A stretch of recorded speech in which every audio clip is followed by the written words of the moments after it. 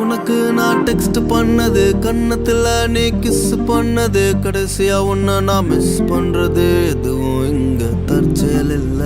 ரெண்டு பேரும் ஒரே வீட்டுல குடி பூந்து வெறும் அன்பா மட்டுமே பகிர்ந்து உன்ன மேரேஜ் செஞ்ச குழந்தை பெப்பது நிச்சயம் இல்ல.